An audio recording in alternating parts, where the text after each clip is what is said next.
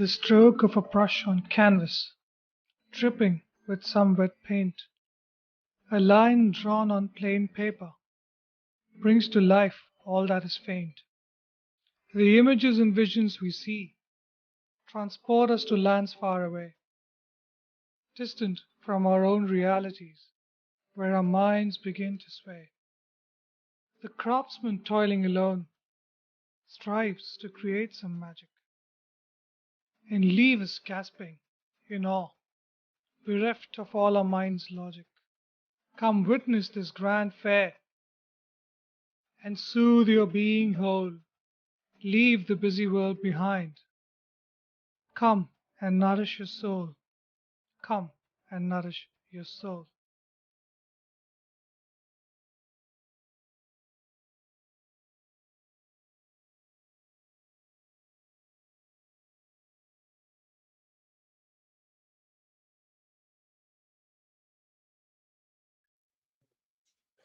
Hello, everybody. Welcome to CryptoArt Week Asia. I'm Colin Goltra. I'm a longtime crypto guy and I guess collector. I collect crypto art and sort of write about the space. I'm Filipino American, primarily based in Manila. And with me today, we've got a great lineup of speakers. And so why don't we all just introduce ourselves? Dr. Nettra, why don't you start? Great.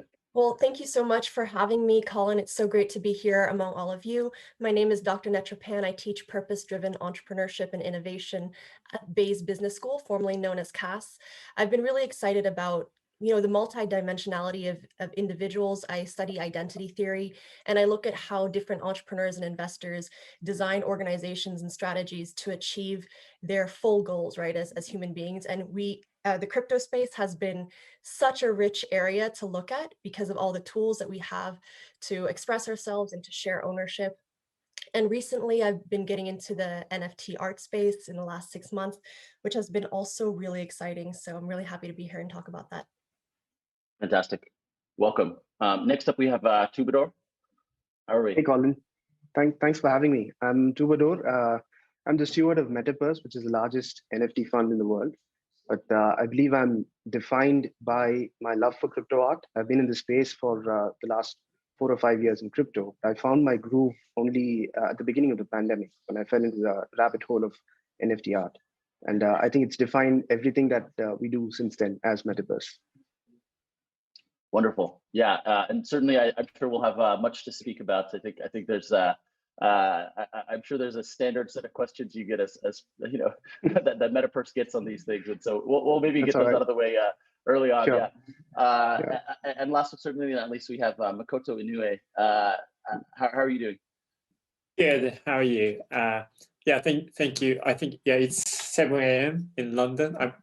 My name is Makoto, and I'm a developer at ENS, like ECM name service. Wonderful. And actually, let's dive into that a little bit. I guess what is the ENS? What is ENS doing in the kind of broader crypto art space? How do you guys think about it? Yeah, that's a good question. So just for people who have no clue about ENS, so ENS stands for ECM name service, and it's basically the naming service, and its primary aim is to kind of give your Ethereum address meaningful name. So for example, in my case, I have like if you have opened up like a MetaMask wallet or something, you usually see like very complex hexadecimal figures, which is very hard to tell to other people. But instead, I do have a name called matokun.is. So like you can say like, give, just send me 1 ETH to matokun.is or something. But in the context of the art, we are more for kind of giving artists brand identity in the name of the name resolution. That one, the feature we have is something called reverse resolution, that like if you normally look up name matokun.is, which returns the same address, but at the same time you can set up, assign the name to your address, so that if you log into, for example, like OpenSea can recognize your name and it can display. And as one step further, if you actually go to artist page, it actually says like, for example, I'm actually looking at the Sean Carter, aka Jay-Z, OpenSea page, and he actually have a ENS name called Hob East. I think that's one of his nickname. So like he associated that as a kind of his like on-chain identities, and ENS is kind of there to help establishing the brand identity. I love that. Actually, yeah, I can envision in a world where you kind of have your IRL identity, you have your name as an artist, you have your you have your address, right? Like I think all of CryptoArt really goes based on your address, and then you kind of need services to tie those things together. And so I hadn't really thought of ENS in the context of CryptoArt, but that's pretty interesting from an identity standpoint. And I think maybe this is a great way to pull Dr. Pan in. Tell us a little bit more about some of your focus on identity. Thanks, Colin. Yeah, I got really excited. I've been following Makoto and ENS for a little bit of time, and I think what ENS is doing is truly remarkable, especially when you compare it to other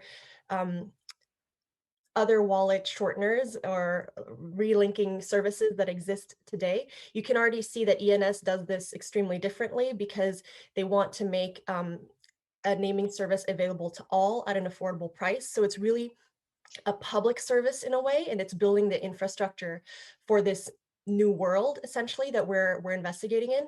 And I think what ENS is really enabling is the exploration of different identities. One of my favorite researchers, Trisha Wang, she's done ethnographies of people who use different pseudonyms in internet cafes, and she's shown that in a period of identity exploration, it's absolutely critical to be able to explore and to use pseudonyms in order to basically explore different parts of yourself and eventually find your true voice. So I think the crypto art space is truly exciting because it actually gives you the tools again to represent yourself differently. And I think still authentically, which is the catch, right? Because people are always like, oh, well, you're hiding your identity. Yeah, but you know what it says on your passport, if we think about the fluidity of national borders, is not necessarily completely true. And also, what this allows is that it attracts people with different identifiers. So we see a great resurgence as well of queer and LGBTQ artists that feel very much at home in the metaverse because of just the ease of basically switching and changing your identity. So we're basically getting a new way to interact with our own identity, and I think that's really exciting. If I may chip in for a second, Colin, this speaks directly to the idea of a pseudonymous economy, which Balaji Srinivasan speaks about, and which I identify with very strongly. Right, both Metakovan and I have had this period of how do I say, a runway, a non-judgmental runway in the ecosystem, and that's thanks to ENS quite directly. And in fact, Balaji speaks about having, at a very broad level, these three kinds of identities, right? Your speaking name, which is the way you express yourself, your earning name, and then your real name, which is for all of these official purposes.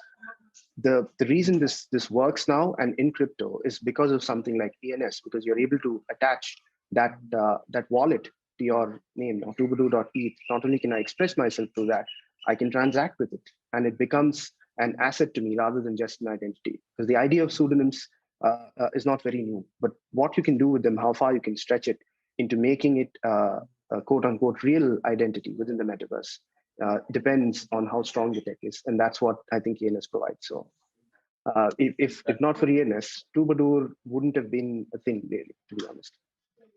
Yeah, and fantastic. one thing just to add to that, I think it's great that everybody's throwing ENS love. I love it. But at the same time, for example, if you have, for example, Twobadour.eth, and if you look into your OpenSea, /Twobadour, and if it has nothing, people don't really associate this Twobadour.eth is yours. But I think that's where it's powerful about the kind of transparency in a blockchain that probably if you use that as a public activity, you may have some like, space in like a CryptoVoxel, or you might have a rich history of NFT. And also people start using for like on-chain kind of governance or using the token. So something like Snapshot is a kind of off-chain way to vote based on your token holding. So you might have voted in various governance, for example, Variable, one of the famous marketplace, they do have like community governance. So by looking at like, look up your ENS name, and by associating with all the on-chain history, then I think that also kind of help building the kind of on-chain reputation.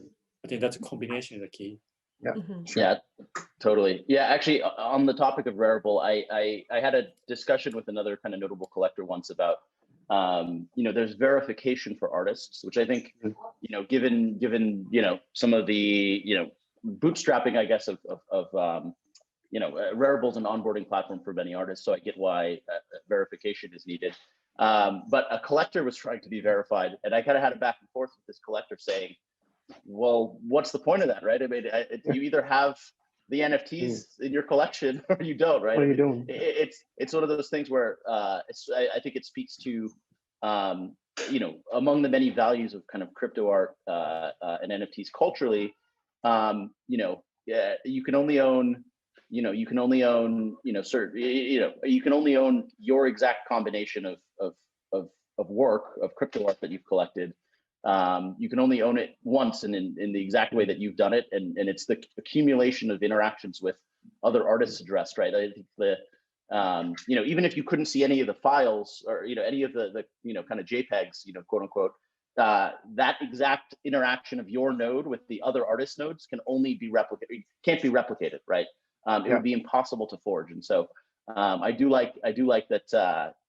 That interaction exists organically, and name services like ENS can help to kind of identify it, right? To call it by its true name. Well, I'd love to actually shoot a question over to Twobadour, because I think this is a really interesting discussion about creation, right? So we think that entrepreneurs create ventures, we think that artists create pieces. But I think that what we're talking about here is really identity creation, right? And we can see this in the way that fashion designers, dress all in black when they're releasing, their season's collection, because it's not about what they're wearing. They want the work to speak for itself. And here we actually have a way for all those works, as you said, Colin, to be recorded on chain, so we can see how the collection has grown, how the tastes have developed, when specific pieces were bought. And this ties into your great piece, Colin, on Unholy Unions, which is, the piece being bought to represent what is happening culturally at that time. So I guess I want to throw a question over to Twobadour to talk a little bit about how you started collecting in this space, and basically how that has changed and how you see that affecting other collections. Okay, that's a very loaded question, but yeah, I'll try and answer it as best as I can. I mean, if a great starting point, for this answer would be Colin's article. Massive fan. I think you're extremely articulate, Colin. I really enjoyed that piece. Of course, parts of it spoke to me more than others, but I think it captures what's happening in the space really well, right? So one of the things you said was, the intent behind collecting art. Why do people do it? I mean, is it because the crypto commerce, people in the crypto commerce want to flex? I think it's deeper than that. At least for me, it was because if you look at the real world, there's a very clear distinction between the people that collect art and engage with it and the people that don't. So until I hit the NFT space, I had zero connection with art as such. I mean, don't get me wrong, we're all influenced by art. It's in the subconscious, we're driven by it, it's all around us. But when you want to reach out and touch it, you discover that it's locked up in an ivory tower, that it's accessible only to people with means and people with a certain, certain kind of sensibilities, which you feel sort of removed from. And that's the conditioning that you grow up with for the most part. Crypto art sort of flipped that thing on its head. It deconditioned me completely. And I think the catalyst here is not just the kind of art, but the access that you have to the artists themselves, right? Over the course of a year or so, I forged these incredibly profound, life-changing connections with over 100, 150 artists. And that changed the way I think. And that also, I think, elevated my sense of self-worth. It told me that I was finally worthy enough to engage with art, to be a collector and so on. I think that is a very heady feeling. It's sort of addictive in that sense. And there is also this other aspect of any artist interaction changing you in some fundamental level, because it removes the idea of outcomes, right? It makes you comfortable with ambiguity in a sense. What you're doing is not purely transactional, but once you've bought a piece from an artist, like Dr. Nettra said, it's a statement of who you are, right? So that bond is forged incredibly. I think I didn't really stop to think about what our collection would do to the space on the whole. At least that's not how we began seeing it. But inevitably, it did seem to have an effect on the entire ecosystem. Some good, some bad, obviously. But the fact is that we were able to draw attention through some of these inflection points, whether it was through buying Beeple's single edition collection in December, those 20 editions, and what we built with it, the B20, or the Beeple 5000 piece later on, unarguably drew attention to the NFT space as a whole, and that's a happy thing. So I'm sorry about meandering about it a little bit, but no. I hope it gives you a gist. Interesting. Lots of food for thought. It's very welcome. Yeah, I mean, I think I like to think, right? I think when you're in, let's say a business field, right, or an investment field, right, you don't feel you don't actually feel like your work is very culturally enriching, right? Like culturally enriching, right? And so in a weird way, when you interact with artists and you can, help to put them on the map, certainly, but I think collectors and artists truly need each other, right? I think your ability to do B20 and some of these things, I mean, that actually comes from a point of view that is very non-native to many artists, right? And so the work you guys have done has helped to advance Beeple, right, in many ways, just as much as Beeple has helped to put you guys on the map and so forth, right? So I think that really is part of the cultural exchange that I do try to speak to in that piece, which is I guess maybe as a quick summary for the audience. I wrote a piece in December called Unholy Unions on my blog, which is called Speculations. And I guess the TLDR of it, before we maybe dive into a couple more points on it, is basically I kind of identify two groups, right? So one is what I call the crypto commercial class. It's a group of us with tech and finance and entrepreneurship backgrounds, and we've been laboring in kind of obscurity for, let's call it 10 years, right? I think Bitcoin was released at the end of 2008. The white paper was released at the end of 2008. So the birth of Bitcoin was at the beginning of 2009. So it's like 12 years, right? Most of us, I think a lot of the people who've really generated wealth have been in the space for several years. And I think the subgroup of the crypto commercial class is what I call it, it feels very cult-like. It's very exciting internally, but it's not seen as legitimate by outsiders, right? I mean, if you're in traditional finance, looking at someone building a crypto service, that was not considered a proper thing to do, right? If you're someone in big tech and you're going to yet another blockchain startup, that was not considered always an interesting career move, right? An entrepreneur, from an entrepreneur perspective, there's been booms and busts. VCs get kind of sick of crypto and blockchain companies, and then they get hyped on it, and so there's this cycle, but it feels very insular, right? It doesn't have far-reaching cultural implications. And then I'd say maybe the other kind of cohort I identified was digital artists, right? And so we've got the internet's been around since popularly since the 90s. There's people who've been at kind of the broader digital art space for 20 plus years. Many of them though are much younger, and I think digital art has never had its moment, right? I mean, I think for the most part it was not something broadly accessible, and certainly not always commercially viable or something you could make a living wage on, right? I think there's a lot of people who did it for the fun of it while working a day job and these sorts of things. It was not on equal footing or similar footing as other kind of traditional art spaces. And so I to some extent there's this cultural apparatus that and there's two out groups, I guess. And so I think as the internet kind of the internet kind of creates chaos and variance and groups kind of end up connecting. I think what I call the unholy union is digital artists and crypto kind of merchants or commercial class getting together and kind of and kind of solving each other's problems, right? It's the strangers on the train issue. And so I think now we're in a moment where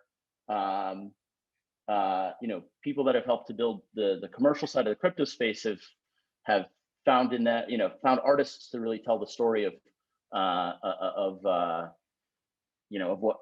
what we've been doing, kind of the tech utopianism, right? And I think when someone in the tech or finance world, in the crypto tech or finance world, speaks to a utopian vision, it's seen as people kind of roll their eyes, right? But if an artist does it gracefully, it's not seen as ridiculous, right? I think so.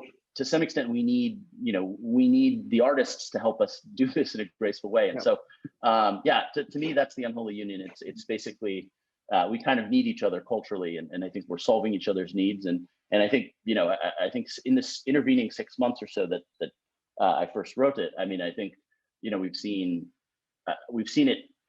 I think we've seen it play out in a major way. I mean, I think people that were obscure teenagers online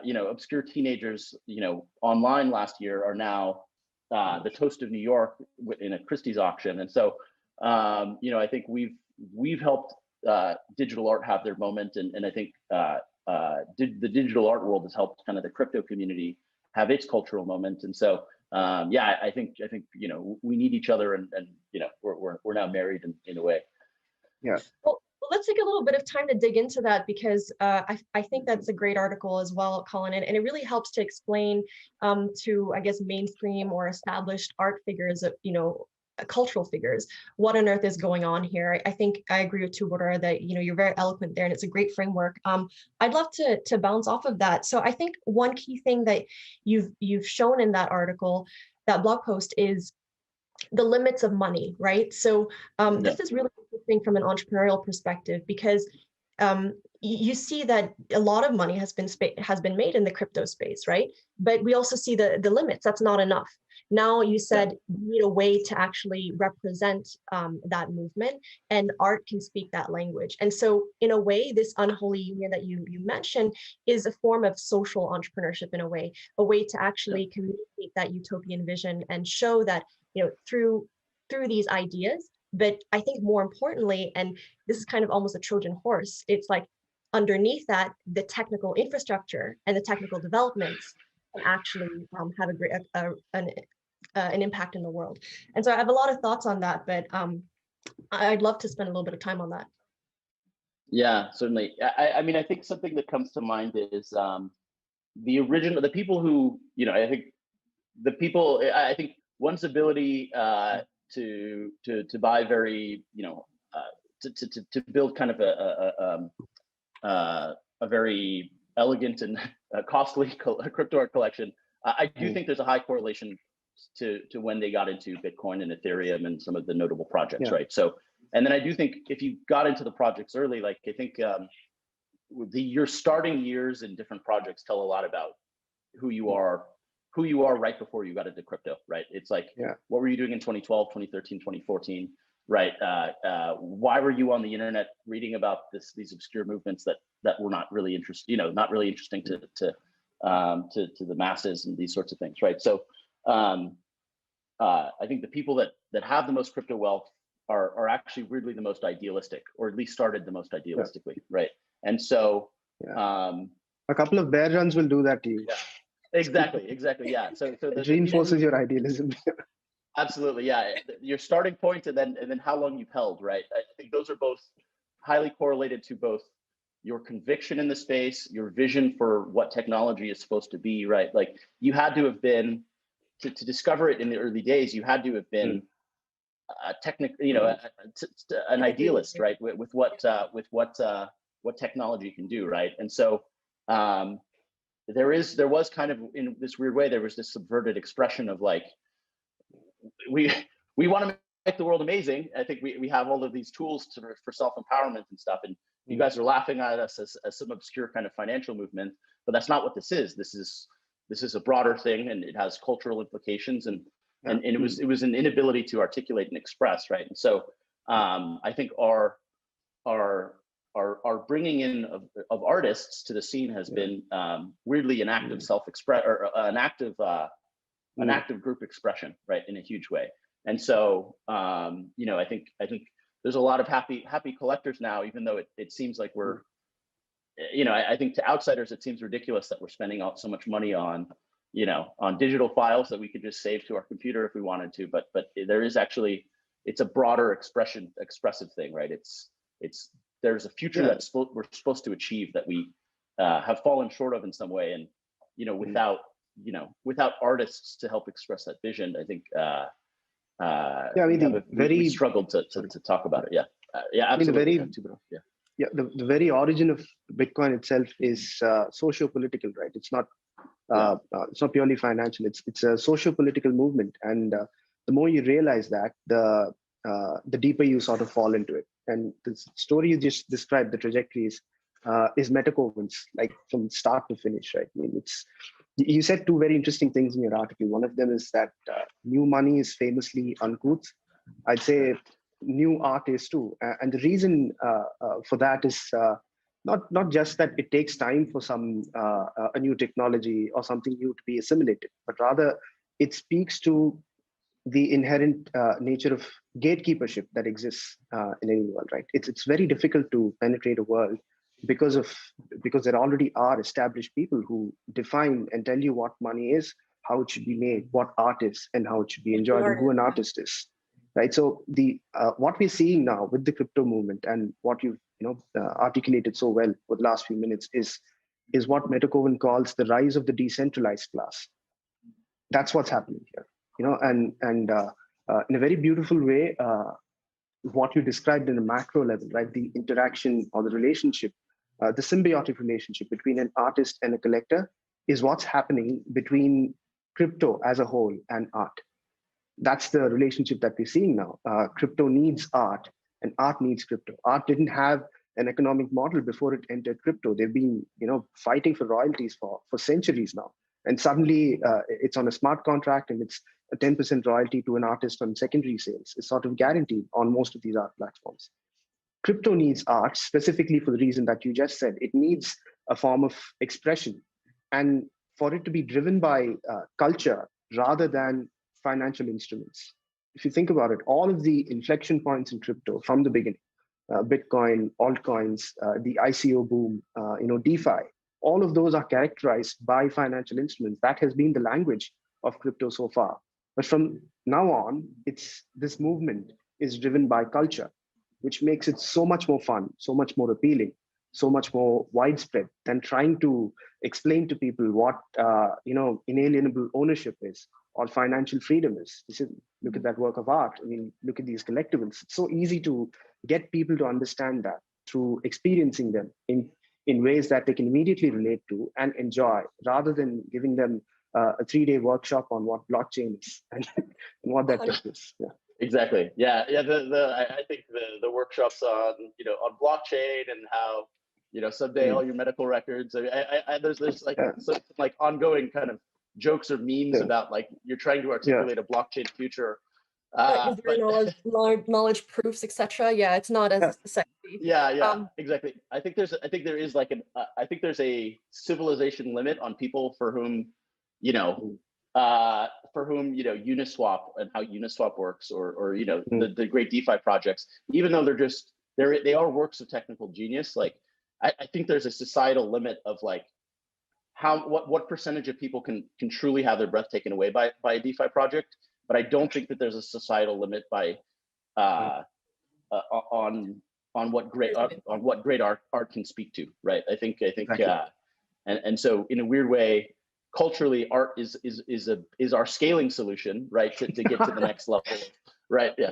Well, I'd love to come in there, and actually, I would love to ask a question to Makoto too, but I just wanted first to agree with you there that, you know, you don't have to sit there and explain to an artist that their work is meaningful. Like, they know their work is meaningful, like they've been hustling forever, and finally now they actually have something quote unquote valuable to sell, right? They can sell a token that represents ownership of their work. Like, they get it, right? And I wanted to just mention one accelerator of this utopic vision and these utopic ideas that you mentioned, Colin. So yes, being in the space for a long time, exposure to crypto culture, understanding what this technology can do for us, that helps, those years help. And the fact that the internet community has been also kind of marginalized. They're always like the nerds or the niche, as you say in your article. The crypto community also hasn't been taken mainstream. I would say that one community that also gets it, in addition to the artists, are minorities and people living in developing countries. Like, you don't have to tell them, oh, what if your currency is going to inflate? Like, you don't have to tell them, like, you know, you need an infrastructure to send money. Like, people in Africa are literally getting on buses, you know, driving to places with money in their bag. And so I think when you talk about the rise of decentralized class, that's really exciting. And I think one accelerator has also been the fact that, you know, during the pandemic, there was Clubhouse, so people were talking around, like all around the world immediately. I was talking to great artists in Africa who were creating Afrofuturist pieces. And I think that developing country context also helps as an accelerator to show how this infrastructure is really powerful and global. And that's what actually the question I wanted to ask to Makoto. Do you actually have any stats on who owns ENS domains? And, like, you know, because if we look at even just the addressing issue around the world, the fact that, you know, you don't have a PO box or you don't have a good address to send to, that's a huge problem in the developing world, you know, that has gone through generations of different colonial powers. So I would imagine that ENS would be really popular in those places. Well, ENS and also like Ethereum in general is pseudonymous, so it doesn't read. So I think in the very beginning I mentioned, like, it's anyone can check the on-chain history, but all these kind of demographic of where it's coming, it's not something we can track. No, yeah. So I don't think we have that information, and I think it's a good thing, because one of the criticism we often get is, like, you know, like, for example, like some people put, like, you know, ENS name into Twitter address. You are kind of associating financial information to your social reputation. Some people worries, and they for the right reason. So probably if you are literate, you probably often separate the account you have for collecting NFT, which you wanna show off to people, and you don't mind associating to your social profile, and your vault, which has some like DeFi asset, right? So, like,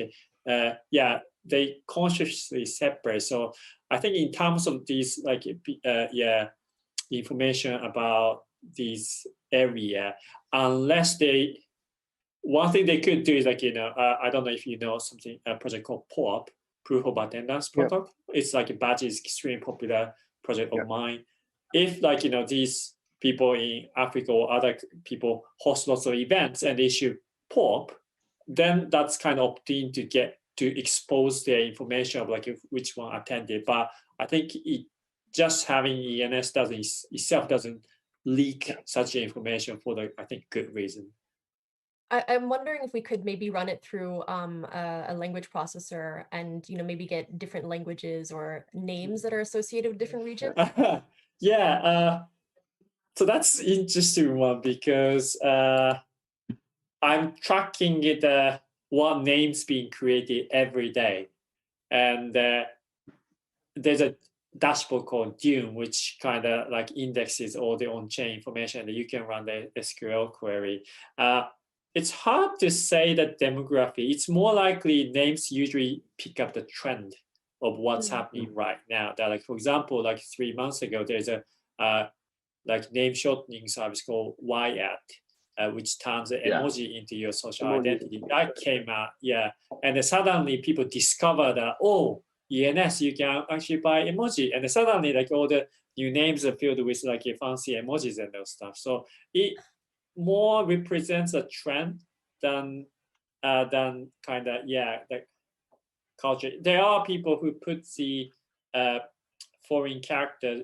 Quite often I see Chinese characters, but I don't see any like Arabic nor any others. And then one of the thing is like it's good as, to be honest, it's a bit of novelty that it's good to show off. Like if you say reverse record to these, that's good. But at the same time, if you put like your own native language, for example, I'm from Japan, if you put Japanese, other people can't type it, you know. So for the practical sense, it has a less utility. So yeah, that's even though you can see a glimpse of it, but I don't think it's generic enough to identify.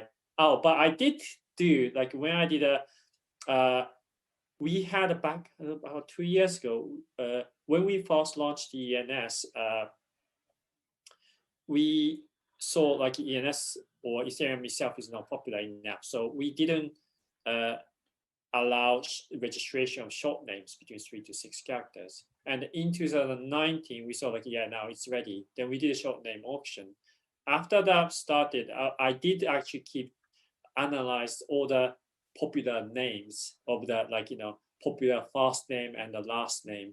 And I did notice some, like, you know, popular Indian names was like, you know, auction bit highly. And also I did check the male names and the female names, and probably quite obviously, like, you know, there are more like popular male names get a higher auction and more bids than the female. So that kind of trend I did track. Yeah. I think it's also a factor of availability, like Dr. Nettra said. Developing countries can be massive accelerators. And I know for a fact that if we opened up, say, Unicode in Tamil, for instance, which is a South Indian language which exists on the internet, you'd have a massive crowd of people. And I suspect it'll be a combination. There might be some English elements followed by, local characters in the local language, which might become hugely popular. And the truth is that utility and identity are not always necessarily linked. Sometimes people want to do it even if it's going to be difficult to pronounce. If it's something you identify with, I think they'd still sort of go for it. You know, all this is a long-winded way of saying, yeah, I'd love to have alternative languages too, as the industry. Yeah. Well, this is a perfect segue to what we discussed at the beginning, right? Because we're literally talking about language now, and we're talking about the fact that people will choose different identifiers because they connect with it, as you said, Twobadour, but also, as Makoto said, you know, a Japanese person. I'm Cambodian. I'm really excited about the Khmer Unicode script, but I wouldn't use it because people don't have that installed in their keyboard. So then it becomes about using a language that is common. And this actually goes back to Colin's point about how digital art finally gives the crypto community, a language to speak with the mainstream. I think this is a really great. I don't know if we couldn't have planned it better. It's all snow crash. That's true. I mean, you're absolutely right. And, you know, one of the things you said, Dr. Nettra, I mean, you know, when we were riffing a little about this, you use the term post-colonial. I think another way of adding a layer to the rise of the decentralized class in the context of these alternative cultures, which otherwise don't have representation on the global stage, is the idea of decoloniality, right? This idea was propounded by Dr. Mignolo. It's basically the narrative that says, in the guise of modernity or modernization, a lot of these subcultures were sort of became underdogs. They were not allowed to function. Even now in the art sphere, if your art or if your form of expression cannot be expressed in the 6 European languages, then it doesn't make it to that level. It's not considered high art or real art. I think what's happening with crypto and with art is that those boundaries are breaking.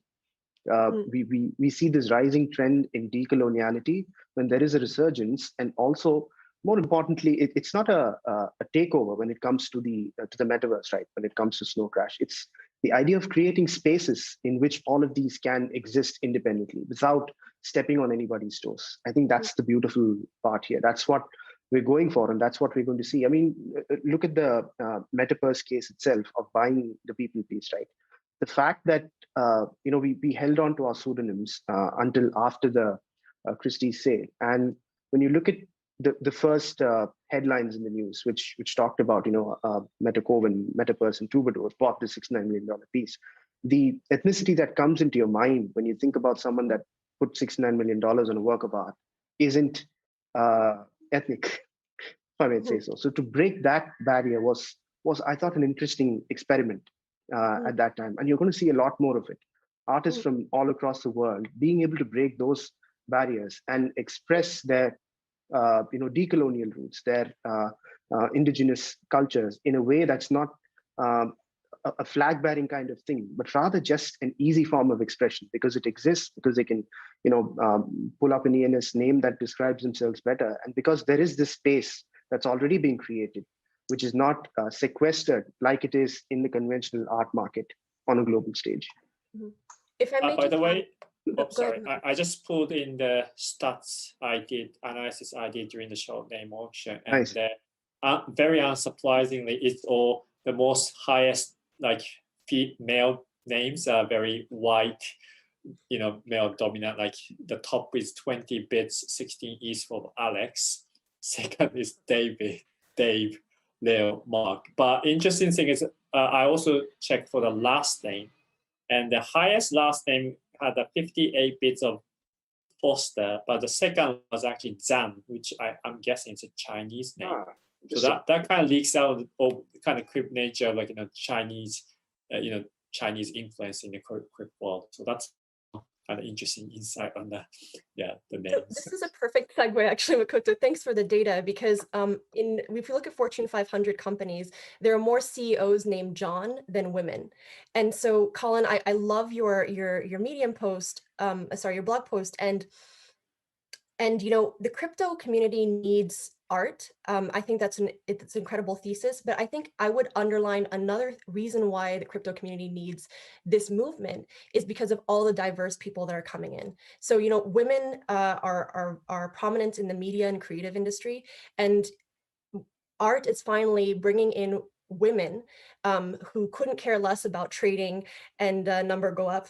I'm very stereotypical, of course, and it's getting women to become excited about the technology, to become literate. And so now you're actually having groups of crypto artists that are actually creating art also around female representation, female sexuality, queer sexuality. And I think this ultimately is also something that the crypto community needs, because these are people that exist in the world, and they're people that are going to exist in this utopian world that we want to build. And so we really need their perspectives, and we need them as ambassadors too, to basically speak to the mainstream. So I think that's really exciting too.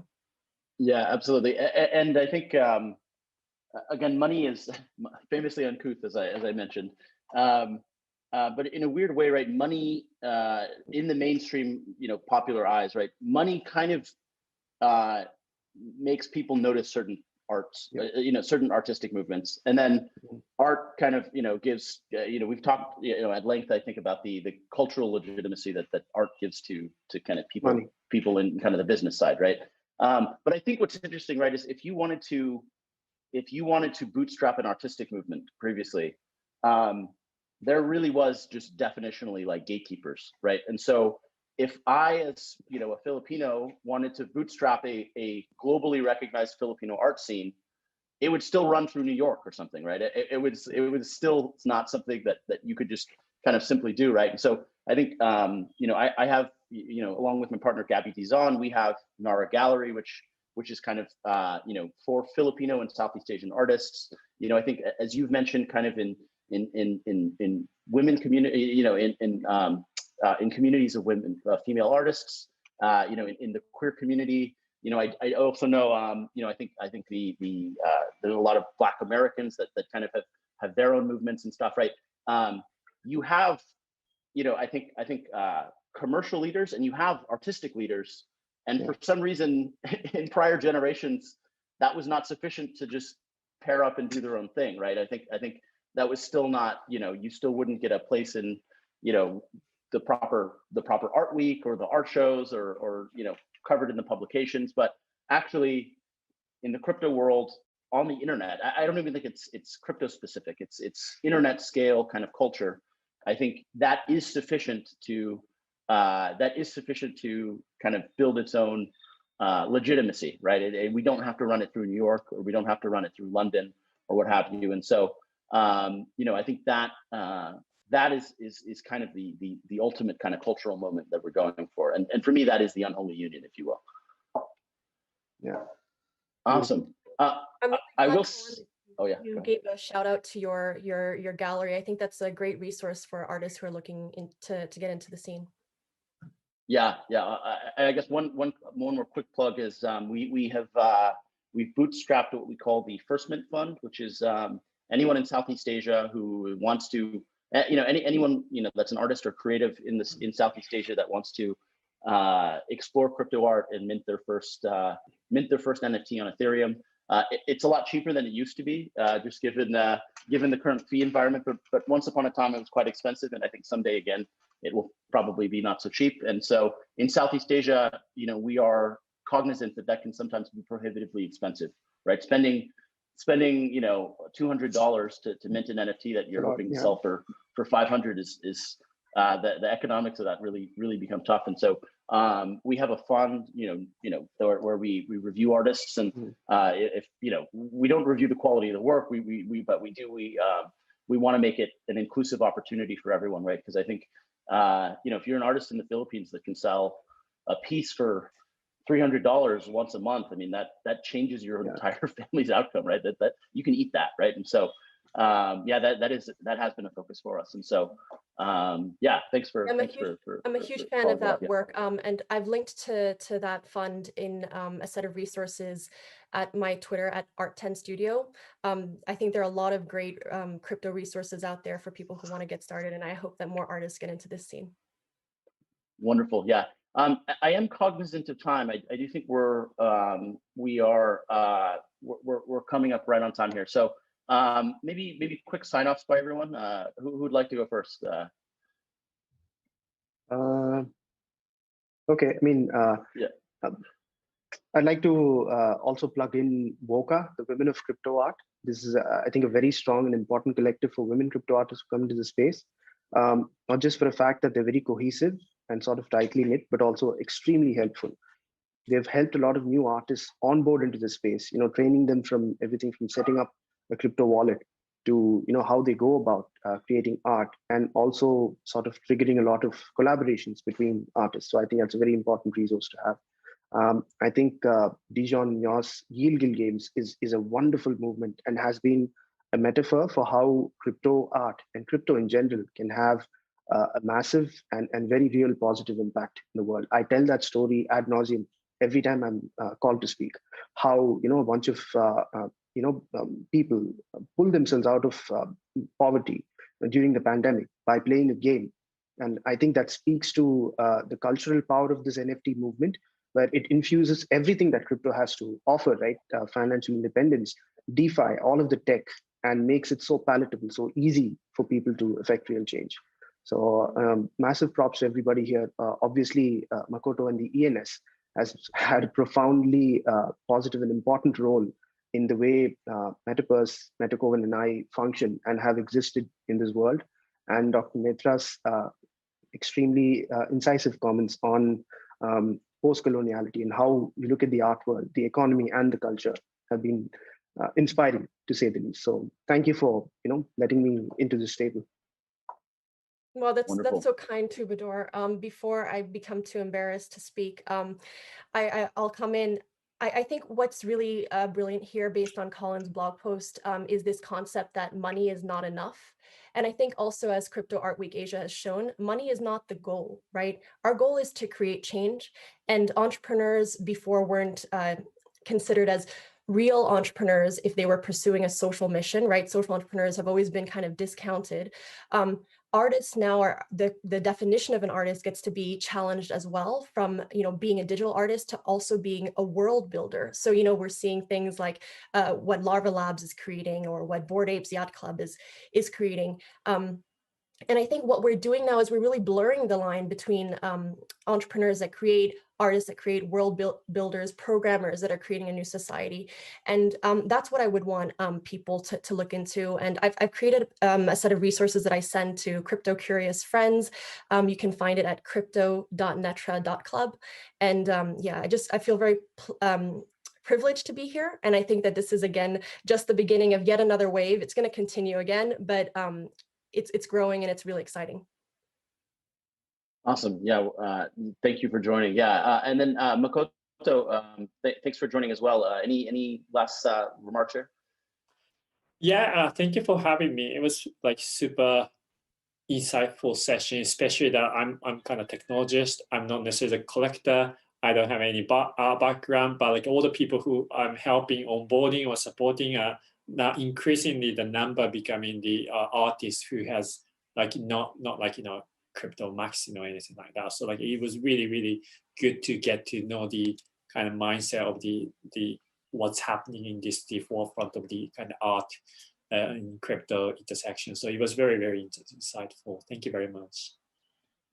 Yeah, fantastic. Thanks for joining, and thanks for the work you do at ENS. I think you had some avid fans here, so I hope that showed through. Yeah, and I think just in general, I think we're right at time here. But I guess thank you everyone for tuning in. This is going to be the last session for today, but I do hope that you enjoyed, and that you can tune in tomorrow for the next group of sessions for CryptoArt Week Asia. Thank you, everybody.